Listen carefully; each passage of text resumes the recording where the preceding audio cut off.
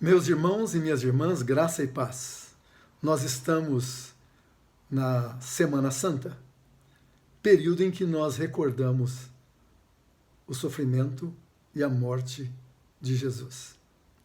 E eu escolhi um texto para a gente refletir, que está lá em Lucas, no capítulo 9, versículo 51.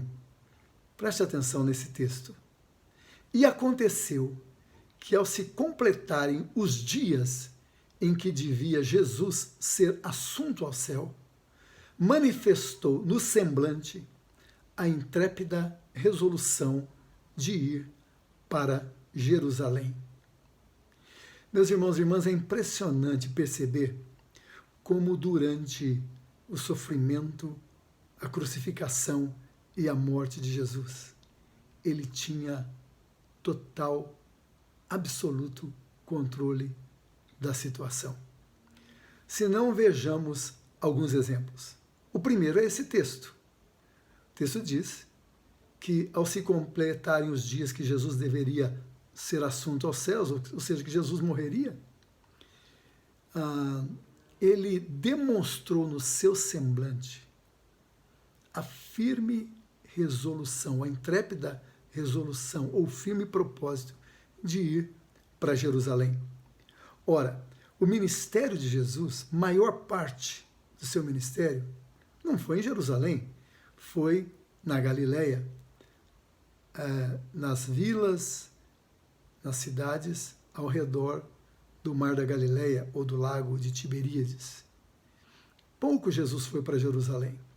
Mas num determinado momento ele decide que vai agora para lá. E ele sabe que nesse momento, indo para Jerusalém, ele vai ser preso e vai ser morto. Mas ele tem no seu semblante essa decisão. Quem olhasse para ele perceberia: eu estou indo para Jerusalém e ninguém vai me mudar. Essa é a minha decisão. Controle.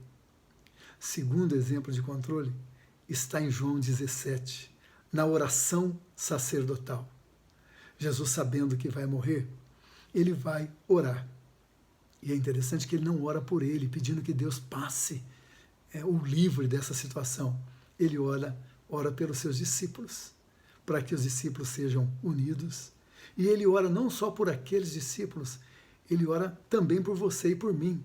No momento determinado, ele diz: eu não oro só por esses, não rogo apenas por esses, mas por todos os que hão de crer em mim. Naquele momento você foi incluída, você foi incluído e eu também.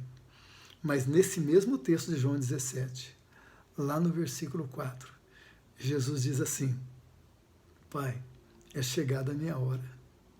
Agora, pois, glorifica o teu Filho.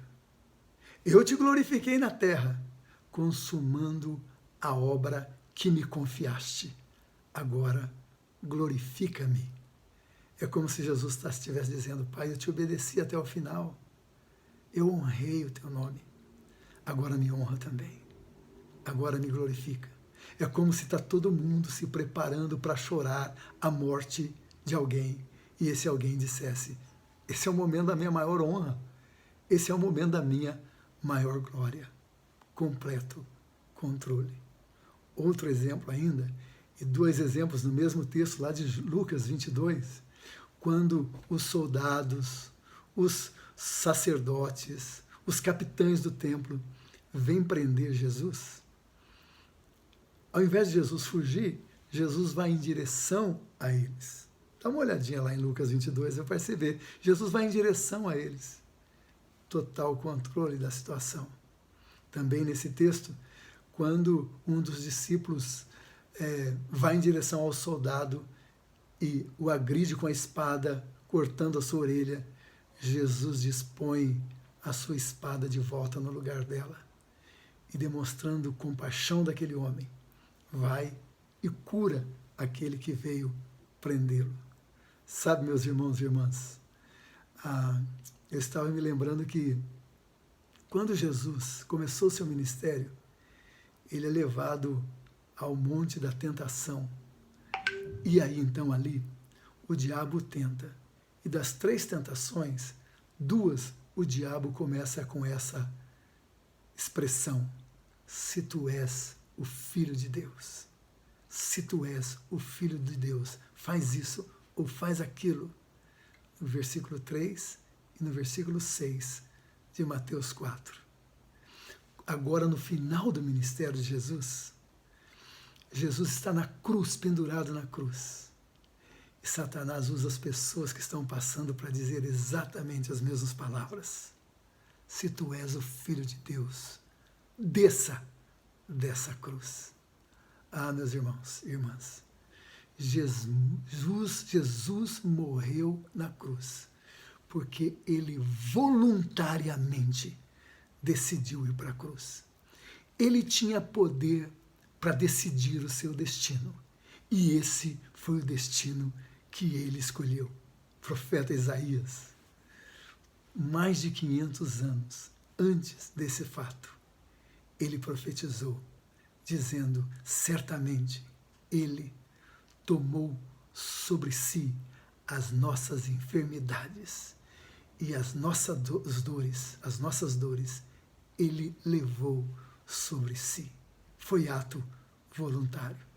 O sofrimento de Jesus, então, nos ensina que o verdadeiro controle do homem e da mulher de Deus acontece quando esse homem e essa mulher, quando você e eu, estão determinados a usar o seu livre-arbítrio para obedecer o Senhor. No sofrimento de Jesus, a gente aprende mais do que isso. Na sua morte, no seu sofrimento, ele nos ensina que aquele que decidiu viver uma vida de obediência a Deus, na fraqueza, encontrará força. Na humilhação, encontrará grandeza. Na morte, encontrará vida. E na aparente derrota, encontrará a vitória. Tragada foi a morte pela vitória. Onde está, ó morte, a tua vitória? Graças a Deus que nos dá a vitória por intermédio do nosso Senhor Jesus Cristo. Deus o abençoe, Deus a abençoe. Amém.